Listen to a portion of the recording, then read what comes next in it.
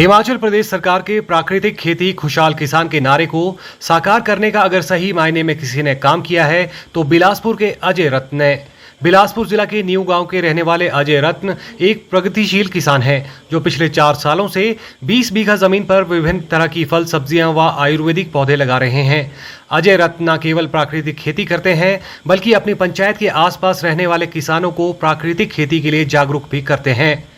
आपको बता दें कि अजय रत्न एक कंपनी में इंजीनियर के पद पर कार्यरत थे, मगर बाजारों में मिल रही रासायनिक फल सब्जियों और उनसे हो रही बीमारियों के खतरे को देखते हुए नौकरी छोड़ प्राकृतिक खेती की ओर अग्रसर हुए। सबसे पहले अजय रत्न ने कृषि विश्वविद्यालय पालमपुर में सुभाष पालेकर से प्राकृतिक खेती का 6 दिनों का प्रशिक्षण प्राप्त किया और अपने घर में एक देसी गाय के गोबर व मलमूत्र से जीवामृत व घनामृत बनाकर रसायन युक्त खेती शुरू की। वहीं धीरे धीरे अजय रत्न ने 20 बीघा जमीन पर खेती करना शुरू की और आज उनके पास 5 देसी गायें हैं जिनके गोबर से बड़े स्केल पर प्राकृतिक खेती वे कर रहे हैं। वहीं अजय रत्न का कहना है कि आज वे अपने खेतों में सफेद मक्की, रेड राइस, तिलहन, मूंगफली सहित कई तरह के फल व सब्जियां उगा रहे हैं जिसमें रासायनिक पदार्थों का बिल्कुल भी प्रयोग नहीं किया गया। यही नहीं, प्राकृतिक खेती को अपनाकर आज वे 25 से 30 हजार रुपए महीना भी कमा रहे हैं जिससे अच्छे स्वास्थ्य के साथ अच्छी आमदनी भी उन्हें मिल रही है।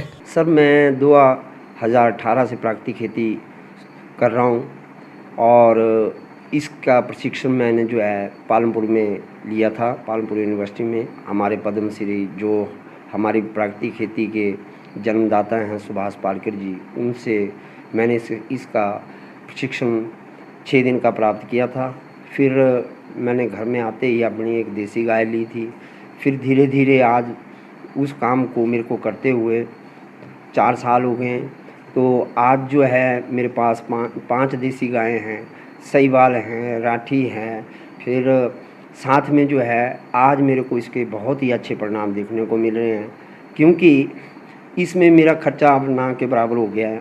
वहीं अजय रत्न के साथ जुड़े किसानों का कहना है कि प्राकृतिक खेती अपनाकर उन्हें काफी लाभ हुआ है और अब उन्हें पैसे कमाने के लिए कहीं दूर जाने की जरूरत नहीं है बल्कि घर पर रहकर ही प्राकृतिक खेती के जरिए अच्छी आमदनी हो रही है। प्राकृतिक खेती में जो मल्टीपर्पज फसलें हैं वो उगाई जा रही हैं क्योंकि इसमें किसी भी प्रकार का रसायन का कोई प्रयोग नहीं हो रहा है।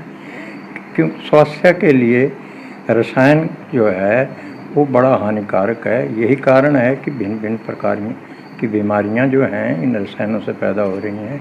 इसलिए प्राकृतिक खेती जो अजय रत्न कर रहा है ये स्वास्थ्य के लिए लाभदायक है और इसमें खर्चा भी कम आता है और इसमें पानी की भी कम ज़रूरत पड़ती है। अजय रत्न जी के साथ जुड़कर उनके साथ देख के प्राकृतिक खेती की तरफ हमारा ध्यान प्रेरित कर रहे हैं और दूसरे धंधों में हमने देखा भी उसमें टाइम की वेस्टेज है और इसमें हमारे को खाने को भी शुद्ध मिलेगा